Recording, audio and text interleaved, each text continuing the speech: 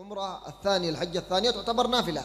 Nah, sebagaimana kita ketahui bahwasanya barang siapa yang pernah haji pertama kali, lalu haji kedua, ketiga kalinya, maka yang kedua dan ketiga kalinya itu dihitung sebagai haji yang sunnah. Wa na'rif nawafil az-zakah وهي الصدقات على الفقراء والأيتام والأرامل وهكذا. Dan kita tahu sunnah-sunnahnya kalau kita berzakat itu hukumnya wajib, dan sunnahnya di dalam berzakat itu apa? Seperti contohnya melaksanakan membayar sedekah, memberikan sedekah ataupun bersedekah kepada anak-anak yatim ataupun bersedekah kepada janda-janda. Itu sunnah pilar utama. ونعرف نوافل الصيام الست من شوال الاثنين الخميس الأيام البيض صيام يوم عاشوراء الذي يقبل علينا صيام يوم عرفة العشر من ذي الحجة وهكذا.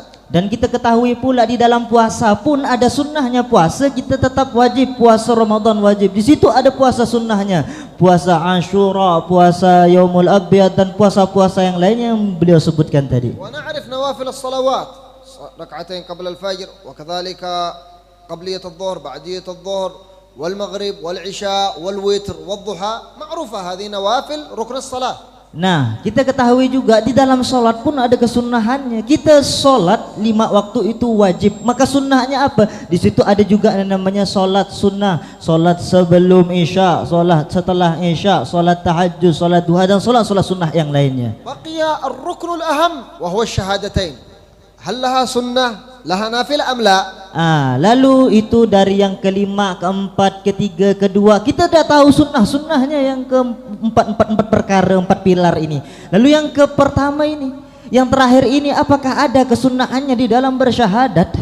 Naam, sunnatu atau nafilat syahadat an la ilaha illallah zikrullah bismil mufrad. Allah, Allah, Allah. Hadha nafilat kalimat la ilaha illallah. Nah, maka jawabannya tentu ada para hadirin yang dirahmati Allah Subhanahu wa taala. Di dalam bersyahadat itu ada kesunnahannya. Apa kesunnahan di dalam bersyahadat itu? Adalah berzikir dengan zikir mufrad. Apa itu zikir mufrad? Adalah berzikir dengan menyebut nama Allah, Allah, Allah, Allah, Allah. Itu adalah kesunnahannya. Wa huwa a'zamul adhkar zikrullah bismil mufrad. Allah, Allah, Allah. Dan itu adalah paling dahsyatnya zikir, yakni berzikir nama Allah dengan ismul mufrad, yakni Allah, Allah, Allah. Kullama dzakara al-insanu bihi tazakkat nafsuhu wa tahadzabat wa taraqqa.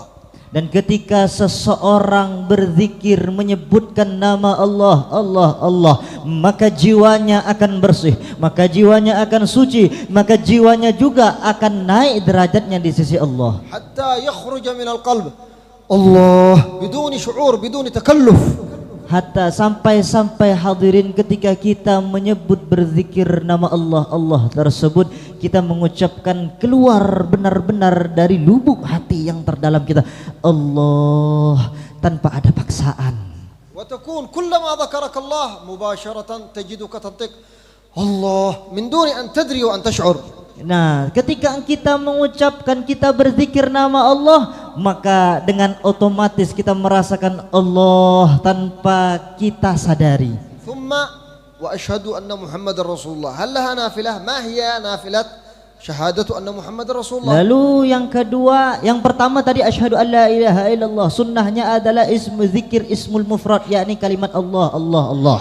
Lalu yang kedua adalah bagaimana dengan syahadat yang kedua, kan syahadatain. Syahadat yang kedua yakni asyhadu anna Muhammadar Rasulullah. Apakah juga ada sunnahnya juga? Syahadatu nafilat syahadat anna Muhammad Rasulullah as-salatu ala nabi Muhammad. Maka kesunnahan di dalam kalimat asyhadu anna Muhammadar Rasulullah adalah bersalawat kepada baginda Nabi Muhammad sallallahu alaihi wasallam. Was-salat ala nabi sallallahu alaihi wasallam li'azamati qadriha 'inda Allah laysa laha hadd.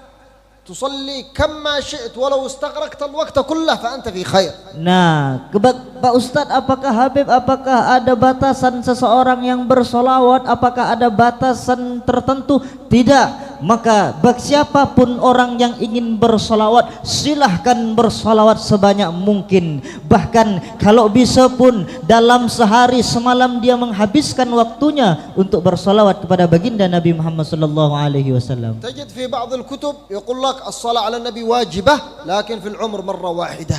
Dan dikatakan di sebagian di dalam kitab bahwasanya sholawat kepada baginda Nabi itu hukumnya wajib, yakni di dalam sekali seumur hidup. يقولون من صلى في العمر مرة واحدة فقد أدى الوجوب. هذا قول خاطئ وإن قاله بعض الفقهاء في الحواشي وفي الكتب. Nah, kalau seandainya di dalam kitab tersebut, maka kita bahas tadi itu, perkataan tadi itu. Bagaimana kalau ketika seseorang bersolawat satu kali, maka dia telah melaksanakan kewajibannya di dalam seumur hidupnya. Maka perkataan tersebut, pendapat tersebut adalah pendapat yang salah menurut ulama-ulama fikih. As-salatu ala nabi wajibatun alaina fi kulli yawm lianna haqqahu alaina azim. Maka wajib hadirin kita bersalawat kepada baginda Nabi Muhammad SAW bukan sekali seumur hidup, namun setiap hari di dalam hari-hari kita wajib bersalawat kepada baginda Nabi, karena haknya baginda Nabi Muhammad SAW terhadap kita itu sangatlah besar. Wal munafiq la yastati' an yusalli ala nabi karena salat makhsusah bil mu'minin. Sedangkan orang-orang yang di dalamnya ada sifat munafik, maka mereka tidak akan bisa mengucapkan untuk bersalawat kepada baginda Nabi. Karena Nabi sallallahu alaihi wasallam yaqul man shalla alayya 1000 marrah kataballahu lahu bara'atun minan nifaq. Bahkan karena Nabi Muhammad sallallahu alaihi wasallam pernah bersabda, barang siapa yang bersalawat kepada diriku 1000 kali, maka Allah catat dirinya dia terlepas daripada sifat kemunafikan. ولا تحتاجون للتذكير بها لأنكم مصلون على النبي صلى الله عليه وسلم بالفطرة فمجلسكم كله صلاة على النبي. Nah, sebenarnya saya tidak perlu menyebutkan semuanya karena hadirin semuanya yang hadir majelis ini kalian telah bersalat kepada baginda Nabi Muhammad SAW dengan sesungguh-sungguhnya salawat. Walakin علينا أن نعرف أن الصلاة على النبي ليست كغيرها من الأعمال. Maka tetapi perlu kita ketahui bahwasanya khusus untuk sholawat ini berbeda daripada ibadah amal-amal yang lainnya. As-salat 'ala an-nabi la tadkhul fi mas'alati al-hasanat wa ath-thawab atau hakadha, la tadkhul fi hadzal majal. Nah, kalau kita membahas tentang salat kepada baginda Nabi, kita udah tidak perlu membahas, kita tidak perlu memasukkan ke dalam problematika permasalahan ini baik atau tidaknya, pahala atau tidaknya. As-salat 'ala an-nabi mubasharah thawabuha min Allah, yusallillahu alaik man shalla alayya salah sallallahu wa malaikatahu biha alaihi ashra. Karena kenapa hadirin? Karena ketika seseorang bersalawat kepada baginda Nabi, maka itu langsung nyampai kepada Allah, dan Allah langsunglah serta para malaikat-malaikat Allah yang akan membalas salawat tersebut dengan 10 salawat dari Allah dan malaikat. اجري مقارنة بين هذا الموضوع أنك تصلي على النبي يصلي الله عليك وأنك تذكر الله يذكرك الله. إذن الصلاة على النبي وذكر الله شيء واحد.